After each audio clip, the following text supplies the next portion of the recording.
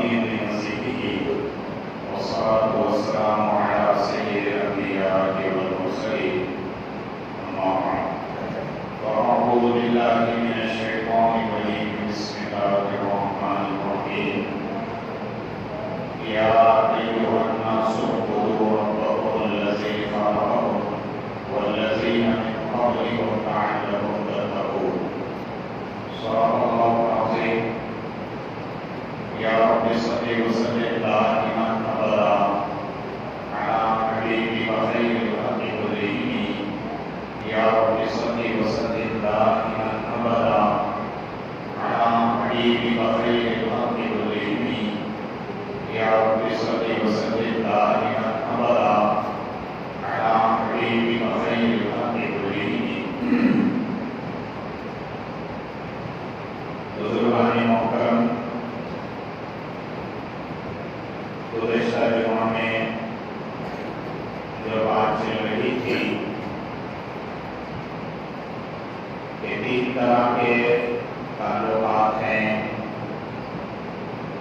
ایک تعلق مع اللہ کہ اللہ کے ساتھ میرا اور آپ کا تعلق کیسا ہونا چاہیے. دوسرا تعلق مع الخلق کہ اللہ کے بندوں کے ساتھ آپس میں میرا اور آپ کا تعلق کیسا ہونا چاہیے. اور تعلق کی تیسری قسم تھی تعلق مع النفس کہ خود میری اپنی ذات اور آپ کی اپنی ذات کے ساتھ تعلق کیسا ہونا چاہیے. اسی سے متعلق چند باتیں آپ کے سامنے پیش کی گئی تھی. علماء کے بزرگان دین کے چند واقعات آپ کے سامنے پیش کیے گئے تھے کہ ان بزرگان دین کا، ان علماء کا اللہ سے کیسا تعلق اور کیسا رشتہ ہے. اور یہ بات بھی ذکر کی گئی تھی کہ تعلق مع اللہ کی بنیادی 2 چیزیں ہیں. ایک عبودیت اور دوسری تفویض. عبدیت اور دوسری تفویض. عبدیت کے تعلق سے چند واقعات ذکر کیے گئے تھے. اسی طریقے سے یہ بات بھی بتائی گئی تھی کہ میرا آپ کا تعلق اور رشتہ اللہ سے کیسے مضبوط ہونا چاہیے. ان تینوں قسم کے تعلقات کی اگر بات ذکر کی جائے تو ہر ایک سے متعلق کچھ نہ کچھ بنیادی چیزیں آتی ہے. تعلق مع اللہ کے تحت 2 بنیادی چیزیں آتی ہے. ایک عبدیت ہے، دوسری تفویض ہے. تعلق مع الخلق کے تحت 3 بنیادی چیزیں آتی ہے. ایک احسان ہے، دوسری ایثار ہے اور تیسری خدمت ہے. اور تعلق مع نفس کے تعلق سے 2 بنیادی چیزیں آتی ہے. پہلی یہ کہ اپنے نفس کو ہر پل ہر وقت ناجائز خواہشات سے روکنا ہے. اور دوسری بنیادی چیز ہے کہ اپنے نفس کو جائز خواہشات سے کبھی کبھار نفس کو بطور تربیت روکنا ہے.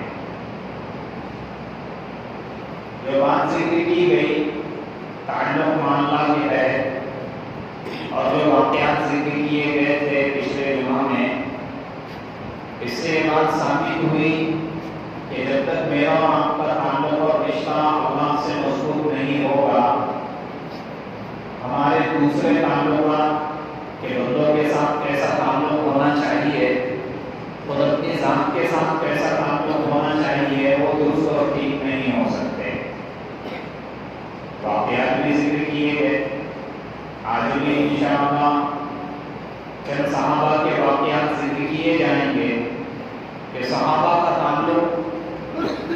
صحابیات کا تعلق کہ اللہ رب العزت سے کتنا مضبوط تھا اور کتنا اہم تھا کہ صحابہ اور صحابیات کے لیے سب سے اہم چیز وہ اللہ کی ذات تھی۔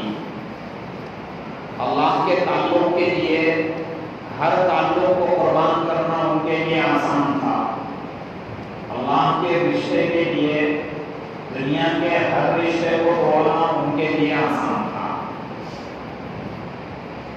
اور یہ بات بھی بتائی گئی تھی کہ اللہ سے اگر تعلق کو جوڑنا ہو تو عبادتوں کے راستے سے بھی اللہ سے تعلق جڑے گا، شکر کے راستے سے بھی انسان اللہ سے جڑے گا، اور صبر کے راستے سے بھی انسان اللہ سے جڑے گا۔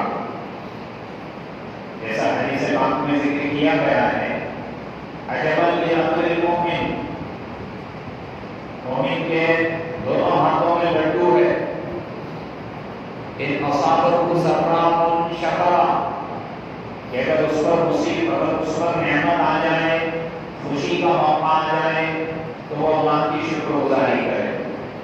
وَإِنْ أَصَابَتْهُ ضَرَّاءٌ صَبَرَ، کہ اگر اس پر کوئی مصیبت کا موقع آ جائے، غم کی گھڑی آ جائے تو وہ صبر کر لے۔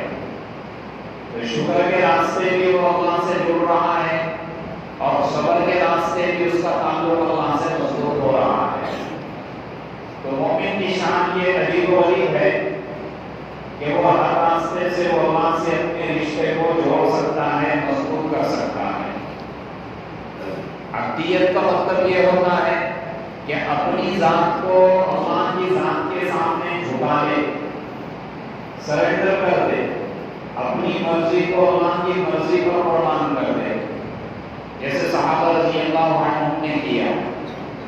صحابہ اپنے آپ کو کچھ نہیں سمجھتے تھے، جیسے آج جو مزاج بنا ہوا ہے، میں اور آپ کبھی زبان سے نہیں لیکن اپنے عادتوں سے اور کردار سے کہتے ہیں کہ I am something، کہ میں بھی کچھ ہوں، حالانکہ ریئل میں نتھنگ ہے، لیکن ہم کہتے ہیں کہ میں بھی کچھ ہوں۔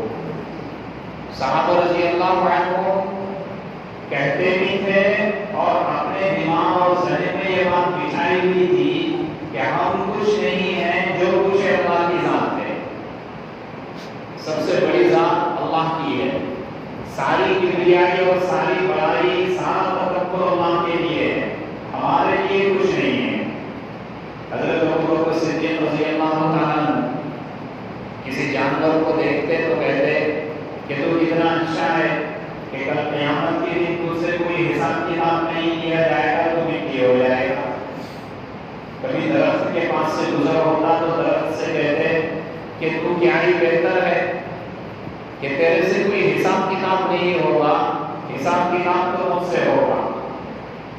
حالانکہ امت کا متفق علیہ فیصلہ ہے کہ اللہ کے رسول صلی اللہ علیہ وسلم کے بعد امت میں سب سے افضل انسان ابو بکر ہے، سب سے فضیلت والا انسان ابو بکر ہے، لیکن پھر بھی اتنی فکر، اپنے اندر کی کیفیت، اپنے اندر کی حالت۔ حضرت حنظلہ رضی اللہ تعالیٰ عنہ صحابی ہے، صحابہ کے بارے میں اللہ رب العزت نے اسٹیٹمنٹ دے دیا کہ اللہ ان سے راضی ہو گیا، وہ اللہ سے راضی ہو گئے۔ کتنے ایسے صحابہ ہیں کہ جن کو دنیا میں جنت کی بشارت دے دی گئی، لیکن اپنے اندر کی کیفیت اور اللہ سے جو تعلق تھا، جو رشتہ تھا، وہ ایسا تھا کہ ذرا سی اگر آخرت سے بے فکری ہو جاتی، دنیا اور دنیا کی چیزوں میں مشغول ہو جاتے، فوراً دوڑتے ہوئے اللہ کے رسول صلی اللہ علیہ وسلم کی خدمت میں حاضر ہو جاتے۔ حضرت حنظلہ دوڑتے ہوئے آتے کہتے کہ حنظلہ تو منافق ہو گیا، یہ اپنے ایمان کی اتنی فکر، اپنے اعمال کی اتنی فکر، آخرت سے تعلق، اللہ سے تعلق، یہ اتنی زیادہ فکر کیا کرتے۔ یہ کب ہوگا؟ جب یہ رشتہ اللہ سے مضبوط ہو جائے، تعلق اللہ سے مضبوط ہو جائے۔ تین صحابہ، یہ پیاری میاں عائشہ صدیقہ رضی اللہ عنہا کے پاس آئے، یا امہات المومنین میں سے کسی ام المومنین کے پاس آ گئے، اللہ کے رسول صلی اللہ علیہ وسلم کے अमाल की पूछताछ करने के लिए तीनों ने आपस में ये कहा कि अल्लाह के रसूल हमसे अफजल, बल्कि अल्लाह के बाद कायनात में सबसे अफजल और बेहतर है, उनकी इबादतों का क्या हाल होगा, उनकी नमाजों का क्या हाल होगा। तो हम तो गुनाहगार है, हमको अपनी इबादतें कितनी करनी चाहिए, हमारा अल्लाह से ताल्लुक और रिश्ता कितना मजबूत होना चाहिए। तो इस फिक्र में आ गए, हालत पूछी, कैफियत पूछी। उम्महातुल मोमिनीन में से किसी ने आप सल्लल्लाहु अलैहि वसल्लम की रातों की इबादत का तज़किरा किया, उम्मत के लिए रातों का रोना जिक्र किया, आपके अमाल को जिक्र किया। अभी तीनों सहाबा ने कसम खा दी। एक सहाबी ने कसम खा दी कि मैं जिंदगी भर रोजे रखूंगा, कभी इफ्तार नहीं करूंगा, यानी बिना रोजे के नहीं रहूंगा, हर दिन मैं रोजा रखूंगा। एक सहाबी ने कसम खा दी कि मैं सोऊंगा नहीं, रात भर इबादतें करूंगा और मरते दम तक इबादत करूंगा, नींद को कुर्बान करने की कसम खा दी। एक ने खाने को कुर्बान, पानी को कुर्बान करने की कसम खा दी। और एक सहाबी ने कहा कि मैं जिंदगी भर शादी नहीं करूंगा। ये मसले आकर चले गए। अल्लाह के रसूल सल्लल्लाहु अलैहि वसल्लम के सामने जब ये बात आई तो इन तीनों सहाबा को तलब किया और कहा कि अपनी मसले तोड़ो, ऐसे मसले नहीं खाई जा सकती, ऐसे मसले मत खाओ। शादी और निकाह मैं भी करता हूँ, रात में इबादतें मैं भी करता हूँ, कभी सोता हूँ कुछ हिस्सा इबादत करता हूँ, फिर उठता हूँ, फिर सोता हूँ, फिर इबादतें करता हूँ। रोजे मैं भी रखता हूँ, लेकिन कभी इफ्तार करता हूँ, बिना रोजे के रहता हूँ, कभी रोजे के साथ रहता हूँ। हमारी शरीयत में ऐसा नहीं है।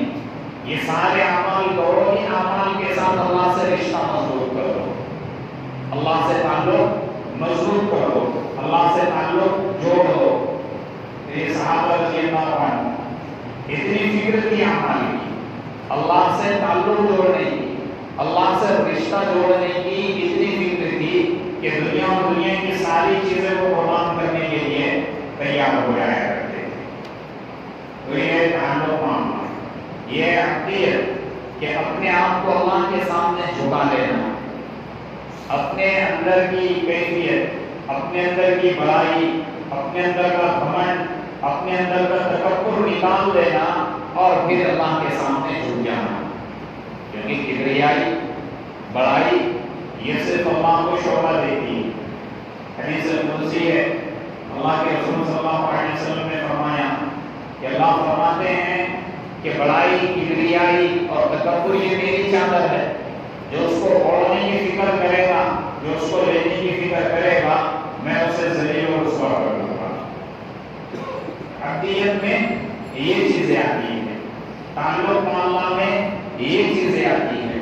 सहाबा रज़ियल्लाहु अन्हुम का ताल्लुक ये इस तरीके से था कि इबादतें करने के लिए तैयार हो गए, रोजे के लिए हर चीज को कुर्बान करने के लिए तैयार हो गए, अपनी जायज़ ख्वाहिशात को भी अल्लाह की निस्बत पे लगा दिया। ये उस वक्त होगा जबकि मेरा और आपका ताल्लुक अल्लाह से मजबूत होगा। तो जोड़ना पड़ेगा, अल्लाह से रिश्ता जोड़ना पड़ेगा। जब तक मैं और आप अल्लाह से रिश्ता नहीं जोड़ेंगे तब तक अल्लाह से मजबूत ताल्लुक नहीं बन सकता। ये तो सहाबा का, ये सहाबा के वाक़ियात दो तीन थे जो आपके सामने रखा। सहाबियात का हाल भी अजीब व गरीब था, सहाबियात का हाल भी अजीब व गरीब था कि उनका ताल्लुक और रिश्ता भी अल्लाह से बहुत ज्यादा मजबूत था। दुनिया और दुनिया की चीजों के एतबार से अगर देखा जाए तो औरतों के अंदर दो चीजों की तलब ज्यादा होती है। एक तो सोने जेवरात, चांदी सोना वगैरह, इसकी ख्वाहिश औरतों में ज्यादा होती है, कपड़े वगैरह की ख्वाहिश औरतों में ज्यादा होती है। उसकी वजह भी ये है कि बचपन से इस यानी औरत को उसी में रखा जाता है। और अल्लाह ने कुरान में भी जिक्र किया, अवमई युनशउ फिल हिलियति व हुवा फिल क़िसाम गैर मुबीन, کہ عورت ذات کی ایک ایسی ذات ہے کہ بچپن سے اس کی پرورش ہیلیا یعنی سونے چاندی میں کی جاتی ہے، اور پھر کمزور اس کی وجہ سے اتنی ہو جاتی ہے کہ وہ اپنی کوئی بات دلیل سے پیش نہیں کر سکتی۔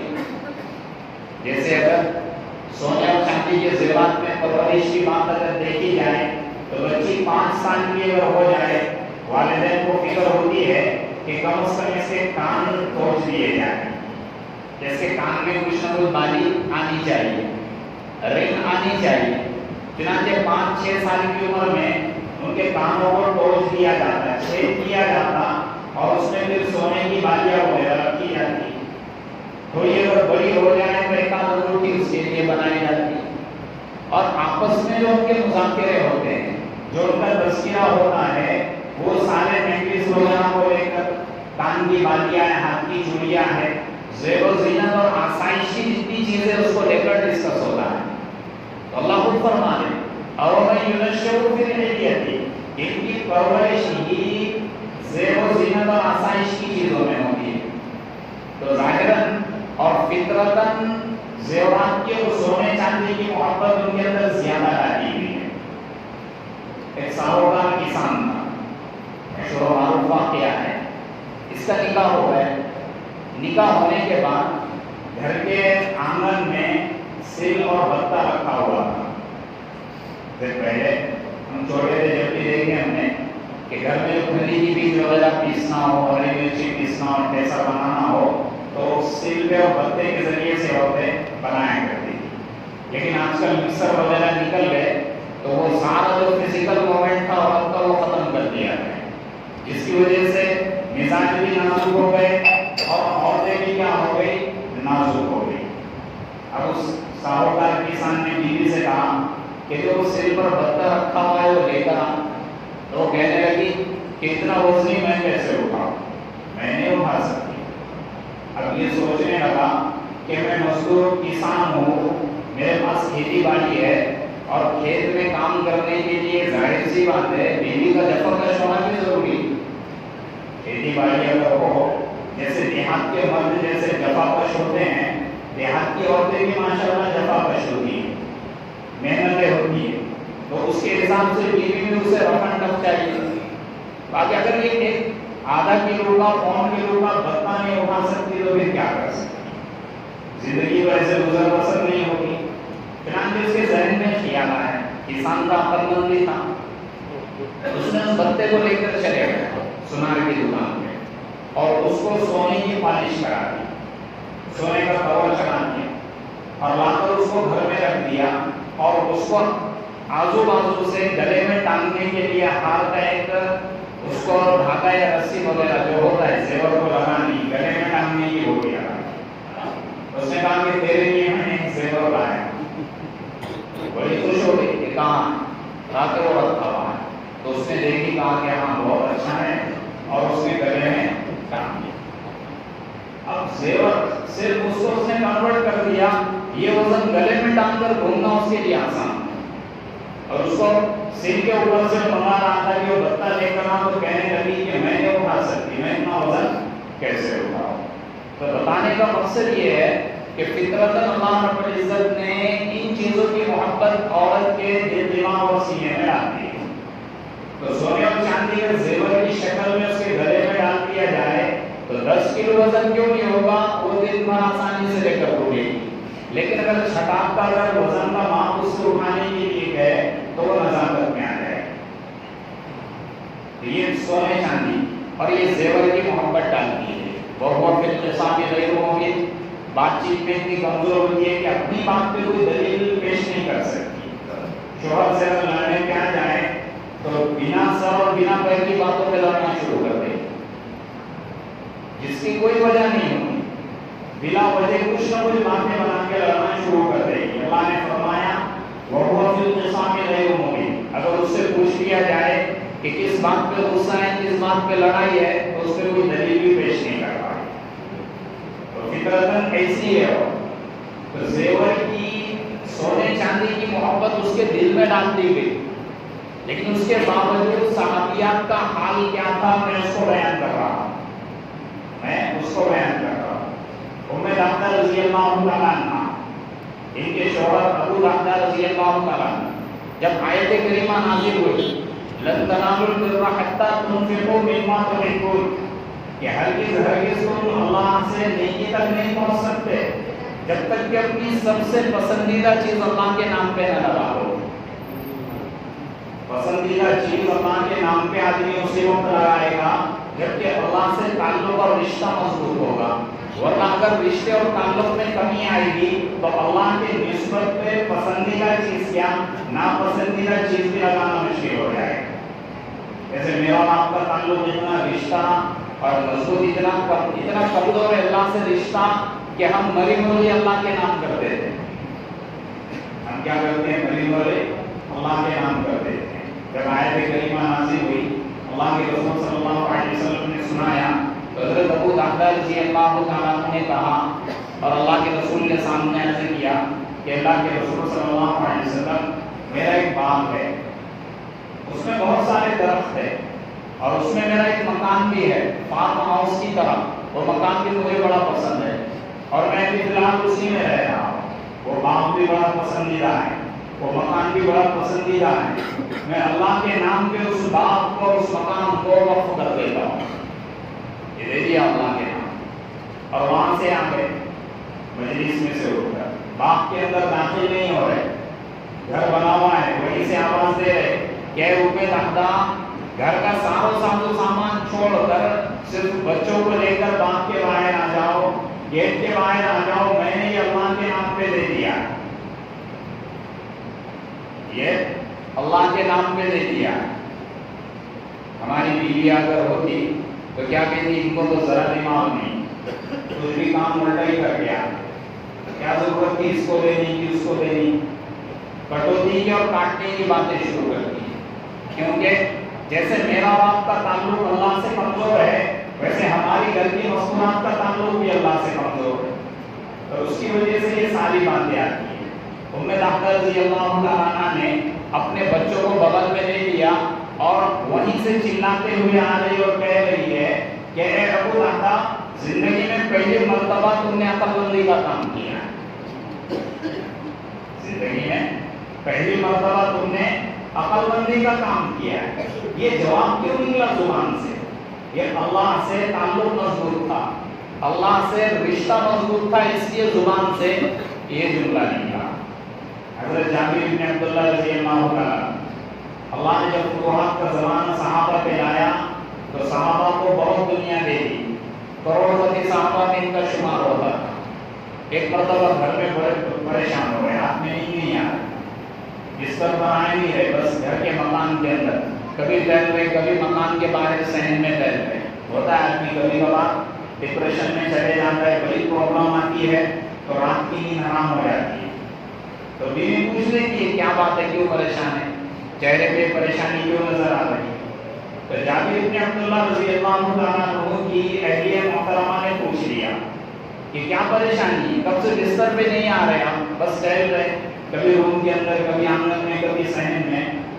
تو انہوں نے کہا جابر بن عبداللہ رضی اللہ عنہ نے کہ دیکھو کونے میں وہ تھیلا پڑا ہوا ہے، وہ درہم اور دینار کا ہے، درہم اور دینار کا، آج کی تجارت میں بڑا نفع ہوا، غلام نے وہ پورا نفع لا کر دے دیا، اب وہ گھر کے کونے میں میں نے اس تھیلے کو رکھ دیا، اب مجھے گھٹن ہو رہی ہے، مجھے پریشانی ہو رہی ہے کہ یہ میرے پاس آ گئی یہ دنیا ہے، اب میں اس کا کیا کروں؟ تو بیوی نے کیا جواب دیا کہ اگر گھٹن اور پریشانی ہو رہی ہے تو اس کا اللہ نے راستہ بھی دیا ہے، آگے کیا دیا راستہ؟ آگے اس کو صدقہ کر دو، خیرات کر دو اللہ کے نام پہ۔ صحابہ کے پاس دنیا آتی تھی تو ان کو گھٹن اور وہ ڈپریشن میں چلے جاتے تھے، میرے اور آپ کے پاس دنیا کم ہوتی ہے اور چلے جاتی ہے تو میں وہاں گھٹن اور ڈپریشن میں چلے جاتا۔ تو اتنا بڑا فرق ہے صحابہ میں اور ہمارے، صرف تعلق کا ہو گیا، ان کا رشتہ اللہ سے مضبوط تھا اس لیے دنیا سے گھٹن ہوتی تھی، آخرت سے محبت تھی، میرا اور آپ کا رشتہ اللہ سے کمزور ہے اس لیے آخرت سے گھٹن ہوتی ہے، اور دنیا کے کم ہوئے اور جانے پر آخرت سے شوق نہیں ہوتا، لیکن دنیا کے جانے سے ان کو گھٹن محسوس ہو جاتی ہے۔ یہ فرق پورا رات بھر میں 6 لاکھ درہم اور دینار تھے. آج کے زمانے کے حساب سے کروڑوں روپے ہوتے ہیں. رات بھر میں پورا صدقہ کر دیا. فجر کی نماز کے بعد پھر گھر میں آئے اور بیوی کا شکریہ ادا کیا کہ اللہ تجھے جزائے خیر عطا فرمائے کہ تو نے اتنا بہترین راستہ بتایا کہ میری ساری گھٹن ساری پریشانیاں اور ڈپریشن ختم ہو گئے. یہ صحابیات کا یہ حال تھا. پیاری امی جان عائشہ صدیقہ رضی اللہ عنہا، عبداللہ بن زبیر رضی اللہ تعالیٰ عنہ کے زمانے جب وہ مکہ کے گورنر بنے، اللہ نے فتوحات کا زمانہ کھول دیا تھا. صحابہ دنیا ان کے قدموں کے نیچے آ گئی. عبداللہ بن زبیر رضی اللہ تعالیٰ عنہ نے مکہ سے پیاری امی جان عائشہ صدیقہ رضی اللہ تعالیٰ عنہ کے لیے تحفے تحائف بھیجے، ہدیہ بھیجے. سبھی خالہ کے لیے، خالہ کے لیے ہدیے بھیج رہے ہیں کہ یہ لوگ بہت سارے درہم دینار بھیجے. جب وہ مدینہ پہنچے اور ان کے حجرے میں لا کر رکھا گیا تو خادمہ سے یہ کہا کہ اتنے سارے درہم اور دینار کا میں کیا کروں، اس کو خیرات کر دو، اس کو صدقہ کر دو. وہ باندھی یہ جو خادمہ تھی اس نے پورے مدینہ میں چل پھر کر اس کو کیا کر دیا، خیرات کر دیا. پورے تحفے پورے درہم دینار ختم کر دیے. اور جب وہ مغرب سے پہلے پیاری امی جان کے حجرے میں داخل ہوئی تو خالی ہاتھ تھی. خالی ہاتھ تھی. یاد سنو، امہات المؤمنین ام المؤمنین عائشہ صدیقہ رضی اللہ تعالیٰ عنہ کی حالت کہ جب وہ داخل ہوئی تو خالی ہاتھ تھی، کچھ بھی ہاتھ میں نہیں تھا، گھر میں بھی کچھ نہیں تھا. حضرت عائشہ صدیقہ رضی اللہ تعالیٰ عنہ نے خادمہ سے پوچھا کہ آج کھانے کے لیے کچھ ہے؟ وہ خادمہ کہنے لگی کہ ام المؤمنین 3 دن سے آپ فاقہ کر رہی ہیں،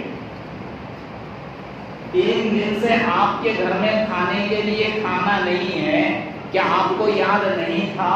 کم از کم اس میں سے کچھ رکھ لی تھی. تو ام المؤمنین کہنے لگی کہ ارے پگلی ارے دیوانی، مجھے ذرا یاد تو دلا دیتی، اس میں سے ایک آدھا درہم تو رکھ لیتی. 3 دن سے فاقہ، لیکن اللہ سے ایسا رشتہ مضبوط کہ دنیا اور دنیا کی چیزوں کی طرف ذرا بھی رغبت نہیں جا رہی. اپنے پیٹ کی حالت اللہ کے لیے کیا کر رہی، چھپا رہی. یہ صحابیات کا حال. حضرت عبدالرحمن بن عوف رضی اللہ تعالیٰ عنہ بڑے مالدار صحابی، اس سے پہلے بھی ذکر کیا کئی مرتبہ کہ دنیا ایسی مثال نہیں دے سکتی، اتنے بڑے تاجر کی.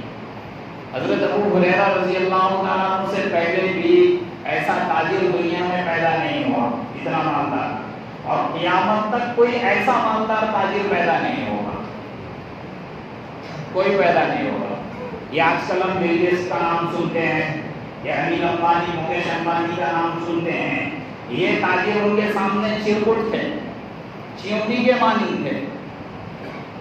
ان کا جو نفع کا اونٹ، جیسے آج کل کنٹینر چلتے ہیں، ان کے پاس اونٹوں پہ مال آتا تھا، تجارتی جو سامان ہوتا تھا، جو اونٹ نکلتے تھے ان کے. ایک جو پہلا اونٹ مدینہ میں داخل ہوتا تھا وہ لائن سے آخری اونٹ ملک شام میں ہوگا. اللہ نے اتنا مالدار بنایا. ان کی وراثت جب تقسیم کی گئی، سونے کے بسکٹ نہیں تھے انہوں نے چھوڑ کر گئے تھے، سونے کے اینٹس پہ بڑے بڑے توڑ کے جب تقسیم کی جا رہی تھی، توڑنے والوں کے ہاتھ پہ چھالے آ گئے تھے. لیکن اس صحابی کا تعلق اللہ سے ایسا کہ دنیا میں جنت کی بشارت مل گئی. روزانہ 400 لوگ ان کے دسترخوان پہ کھانا کھاتے تھے. دسترخوان بچھتا تھا اور بچھاتے تھے، کھانا لگ جاتا تھا. جیسے کھانے کا وقت آتا دسترخوان پہ بیٹھتے اور رونا شروع کر دیتے. ایک آیت کریمہ یاد آ جاتی، ایک آیت کریمہ یاد آ جاتی.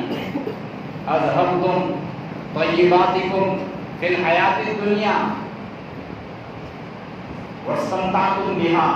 کچھ لوگوں کو اللہ قیامت کے دن کہے گا کہ تمہیں دنیا میں جو نعمتیں دینی تھی ہم نے دے دی، تم نے ان نعمتوں سے مزے اڑا لیے، اب آخرت میں تمہارا کوئی حصہ نہیں ہے. تو یہ آیت کو یاد کر کے رو دیتے اور کہتے کہ اللہ کہیں ایسا تو نہیں کہ آخرت کی ساری نعمتیں تم نے آج ہی میرے جھولی میں ڈال دی اور آخرت میں مجھے کچھ نہیں دے گا. جب یہ رونا شروع کرتے سارے صحابہ روتے، کھانا ویسے بچ جاتا، وہ پورا کھانا غریبوں میں تقسیم ہوتا۔ تین تین وقت کی یہ 400 صحابہ عبد الرحمن ابن عوف فاقے میں گزارتے۔ یہ اللہ کے خوف، آخرت کا خوف، یہ اللہ سے رشتہ ایسا مضبوط تھا۔ تو دعا کریں کہ اللہ رب العزت میرا آپ کا رشتہ بھی اپنے سے مضبوط کرائے۔ یہ تعلق مع اللہ تھا۔ اسی طریقے سے دوسرا تعلق مع الخلق ہے کہ بندوں سے میرا اور آپ کا رشتہ کیسا ہونا چاہیے۔ انشاءاللہ یہ آئندہ جمعہ میں اس سے متعلق ذکر کیا جائے گا۔ جن کی سنت باقی ہے وہ سنت